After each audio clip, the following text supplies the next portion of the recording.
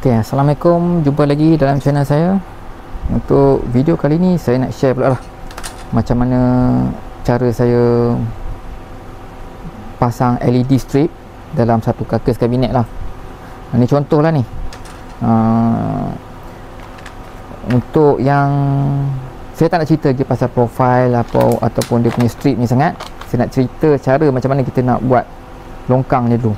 Aluminium ni sepatutnya kita, kalau boleh kita duduk macam ni lah, duduk dalam longkang ni, tenggelam,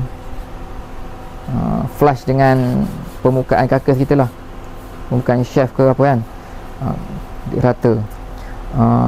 Untuk yang pattern casing LED strip ni sebenarnya dia ada banyak jenis. Ada yang kita tak payah nak buat longkang, terus letak kat bucu, dia macam bentuk tiga segi lah. Ataupun yang paling kemas sekali, paling cantik sekali, yang jenis masuk ke dalam longkang ni lah. Nanti saya ceritakan balik, mungkin saya buat video part 2, barang-barang apa yang nak gunakan untuk LED strip ni kan, nak pasang LED strip. Sebab LED strip ni bukan sekadar dia saja, strip kita nak, profile aluminium ni pun nak, casing dia, cover dia nak, lepas tu kita nak pakai dia punya power supply dia lah, kemudian wiring. Sekarang ni untuk first step ni saya nak terangkan pasal cara nak buat longkang ni. Okey, untuk tebuk longkang ni saya suka gunakan ni lah, banyak teknik kita boleh gunakan untuk buat longkang ni, tapi saya suka gunakan plate ni lah, dan sekali dengan dia punya mesin trimmer. Okey, pakai trimmer lah senang sikit. Kalau pakai router tu dia besar kan, berat. Kalau trimmer ni kecil sikit, senang lah kita nak handle. Dan kalau boleh, kalau lagi baik kita pakai yang cordless punya lah. Kalau macam pakai power cord, tahulah leceh sikit lah, sebab dia tersirat tarian, tapi boleh je. Bukan tak ada ni, ada kelebihan juga power cord ni.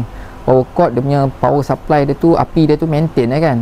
Kalau macam cordless ni terberhenti lah, kalau bateri habis paksa stop pula kerja kan. Itu dah kelemahan dia, kekurangan dan kelemahan masing-masing lah, macam tu lah. Okey. Untuk plate ni pun ada banyak jenis, tapi yang dah saya punya ada yang ni je, saya pakai yang ni lah, saya share yang ni.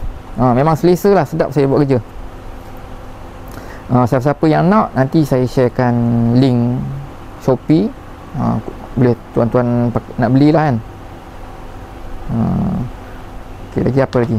Okey, untuk bit mesin planer ni, trimmer ni, saya gunakan bit, apa nama bit straight bit. Sekejap. Ni bit dia, straight bit carbide. Yang dia punya size dia 12 mm. Saya cuba juga cari lagi bit yang besar lagi, cumanya bit yang besar tu tak jumpa. Ada jumpa pun tak boleh muat dengan nak masukkan dia punya apa, dia punya ni lah. Sekejap, fokus sikit. Dia punya ni tak muat masuk dekat mesin trimmer, khas untuk rotor yang macam lain lah. So paling maksimum saya jumpa 12 mm je untuk muatkan dalam mesin trimmer ni. Kalau tuan-tuan ada jumpa, bolehlah share link Shopee lah, boleh kat saya beli. Yang saya jumpa 12 mm, boleh je pakai. Tak ada apa masalah. Alright je. Nampak tak? Cuma 2 kali kerja lah kan. Alright, kita pergi kepada tanam ni tadi. Okey, untuk size aluminium ni, kita nak kena 16 mm. 16 mm barulah kita punya profile aluminium ni dia boleh cover aluminium ni lah. Dia boleh masuk celuih, orang utara cakap celuih, masuk dalam ni kan. Dia tak ada goyang-goyang apa. Tapi tak boleh, janganlah kalau kita buat terlalu ketat, susah nak masuk. Kalau kita buat terlalu longgar, dia kedek macam tak nak kemas pula kan. Jadi yang saya buat adalah 17 mm lah, tu plus minus lah. Ada free 10 berapa mm tu kan, bagi dia lebih sikit, senang sikit nak buat kerja. Alright. Okey, Untuk profile ni kita boleh sama ada kita nak pakai max bond, lekatkan dia terus, ataupun kita kalau rajin tebuk lubang ikat skru lah. Tengok yang mana tuan-tuan lebih suka. Saya pun sebenarnya tak decide lagi nak pakai skru ke ataupun nak pakai max bond. Kalau max bond ni dia comot lah kadang-kadang kan, nak kena cuci balik. Kalau kita tebuk ada satu problem juga. Problemnya kita punya board ni mungkin tertembus dengan skru kan, ataupun kalau kita pakai skru pendek tak kuat pula, terjatuh. Saya pun tengok keadaan macam mana nanti, sama ada nak pakai max bond ataupun pakai skru. Saya tengok yang itulah, tengok keadaan lah. Okey, jarak ni tadi saya dapat 17mm saiz longkang ni. Okey, kelebihan lah kalau kita gunakan, sebenarnya saya pun kebetulan dia ngam-ngam pula. Saya setting dia punya fans plate ni lah. Untuk pertama sekali saya bagi dia flush rata, dan kemudian sebab dia punya bit ni bukan 16mm, nak kena setting dua kali kan. Mula-mula kita bagi flush. Jom saya buat demo dulu lah. Yang ni kita tak tepi dulu. Alright.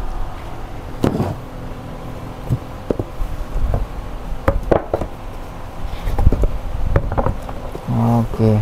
Ini pun perlu juga nak kena buat longkang dia. Pilih kawasan yang cantik. Tak tahu lah mana satu yang cantik. Dua-dua lembut cantik macam so kita pilih belah ni lah.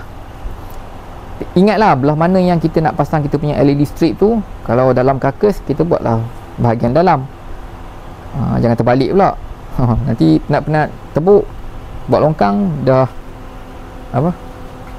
sesalah pula kan. Jom. Alright, ni saya setting dulu. Saya punya setting meja macam ni lah. Letak clamp satu supaya tak bergerak. Okey, untuk plate ni first kali saya cakap kita longgarkan ni lah. Longgarkan ni bagi dia betul-betul flush, bagi rata dulu. Itu step pertama.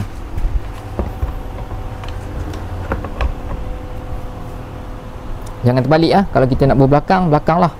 Sebab yang ni pada board saya, pada bahagian edging dia belah ni. Ni bahagian yang kita nak tampal plywood belakang, panel belakang lah. Tengok macam mana lah. Kalau tuan-tuan nak buat depan, tebuk depan. Kalau nak belakang, belakang. Macam saya belah belakang. Okey, jangan lupa pakai ni spek mata. Spek mata takut abuk spek mata. Alright, jom kita buat first dulu.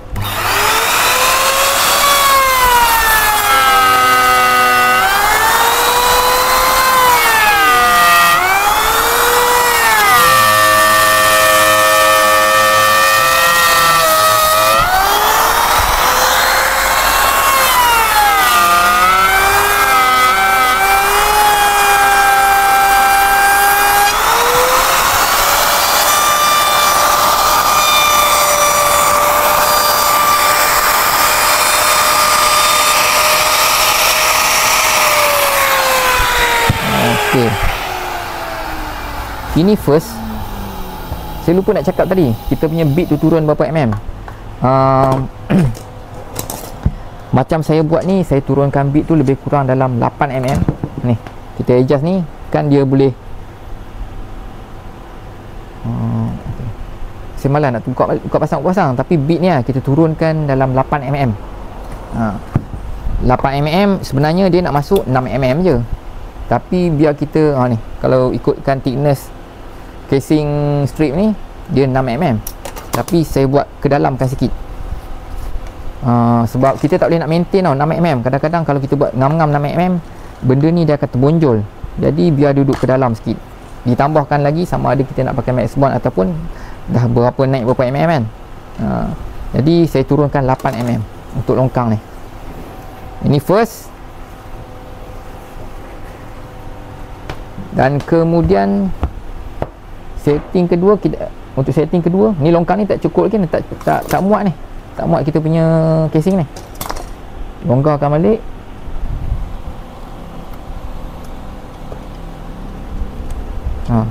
Saya terus tolak dia bagi maksimum, tolak dia keluar. Lepas tu ketatkan skru. Tu saya cakap kebetulan tu.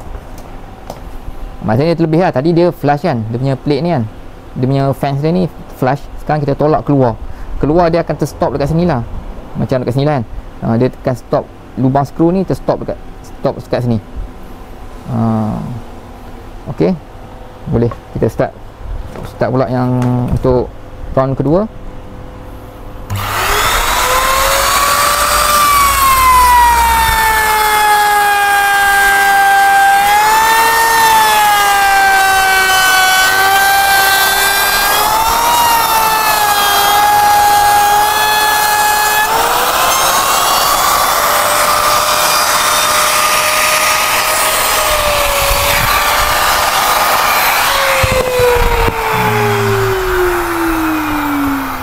Itulah, habuk banyak. Saya tak ada vacuum. Kalau ada vacuum tu mungkin tak selerak sangat kan. Ok, so dah siap. Jadi kita punya casing ni pun dah ngam-ngam boleh masuk. Tak kata terlalu ketat, tak ada dah terlalu longgar sangat, ngam-ngam masuk. Ok, dan jarak dia ke sini sampai ke sini lebih kurang dalam 30 mm. Ni jarak yang belakang sekali kan, 30 mm. Jadi comel lah. Sebenarnya banyak cara selain kita guna plate ni. Kita boleh tahan pakai contoh macam ni lah. Kalau mungkin tuan-tuan tak nak pakai 30 kan, tuan-tuan nak dia ke tengah sikit ke, kita bagilah buat tahan sini, buka kita punya rotor ni, buat ni sebagai penahan kan, terus tolak. Ok, saya suka buat jarak di sini. Ini dia 30 mm. 30 mm sebab kita tak tahu situasi yang akan datang. Mungkin pada bahagian tepi ni, sekejap saya ambil contoh. Kenapa saya masukkan sampai 30 mm? Kenapa saya tak pergi ke sana sikit kan? Contohlah, andai kata kita terpaksa nak ikat satu keping board ataupun tulang kat belakang karkas, skru, itu yang masalah dia tu.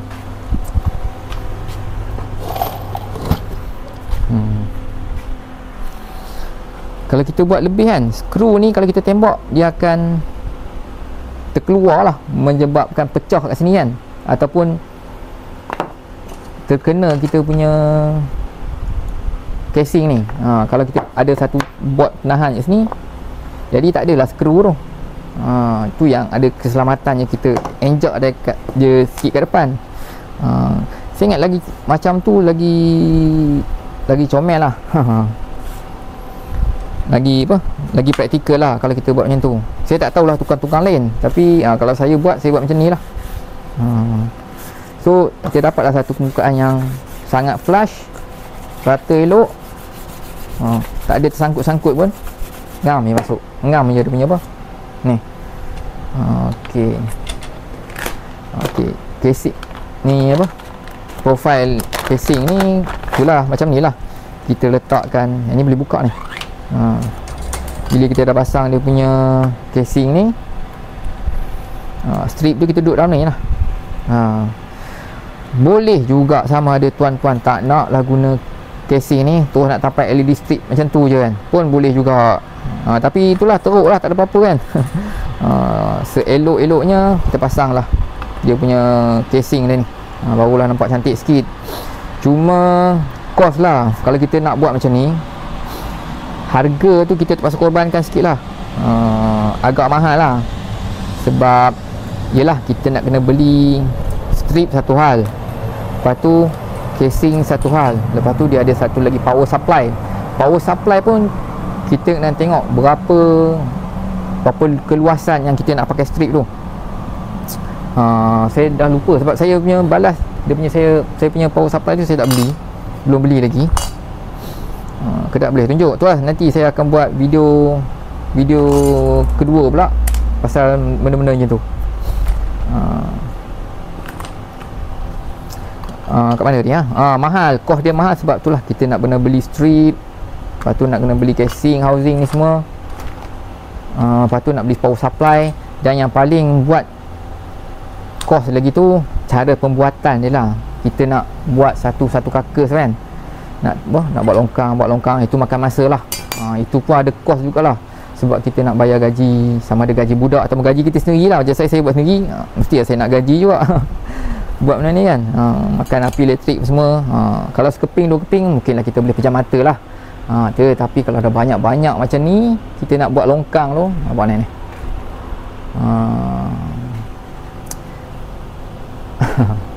itulah.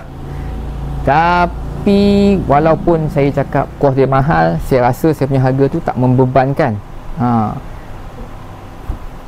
Saya rasa harga yang saya bagi tu memang tak membebankan. Saya rasa kalau Walin saya tak tahu lah macam mana punya harga dia bagi untuk kita pasang strip ni saja. Tambah-tambah yang toke-toke yang kuli-kuli 2-3-4 orang kan, terpaksa nak bayar gaji lebih, terpaksa lah mahal. Itulah. Tapi harga yang saya bagi tu saya rasa memang berpatutan, sangat-sangat berpatutan dengan apa yang saya bagi kan, dengan harga yang saya bagi, dengan strip barang semua, dengan cara pembuatan semua. Okey, saya tunjuk sikit lah dia punya drawing. So yang untuk yang kakas ni lah, untuk buat ni, ni dalam ni owner rumah dia nak ada lampu-lampu sikit lah kan. Jadi kenalah buat tu yang minta, nak kena saya tunjukkan apa benda cakap, sorry lah saya cakap ni aku tersasul. Macam tu lah, owner rumah dia nak strip, jadi saya buatkan lah. Okey, saya ingat sampai kat sini dulu perkongsian saya tak pasti kok ada apa-apa yang tertinggal. Nanti lah tengok dalam video yang kedua, saya sharekan pula benda-benda termasuk dia punya power supply, wire, strip apa. Strip pun dia ada jenis juga, 3K sampai berapa K lah. Itu nantilah, nanti saya akan buat video kemudian. Okey, alright. Longkang-longkang ni kita kena baca sendirilah macam mana kita nak masukkan strip, kemudian laluan wire daripada atas turun ke bawah, ataupun nak wire dia punya power supply letak belakang kabinet ke. Kita kena fikirlah macam mana kita nak laluan-laluan dia, kita kat mana, buat yang mana perlu kita buat dia punya longkang ni. Alright, sampai kat sini dulu perkongsian saya. Nanti saya sharekan link datang-datang apa yang saya gunakan. Nanti tuan-tuan boleh tengok kat situ lah. Terima kasih kerana sudi menonton. Kalau ada apa-apa tanyalah kot. Okay, jumpa lagi di lain rancangan, InsyaAllah rancangan tu. Assalamualaikum.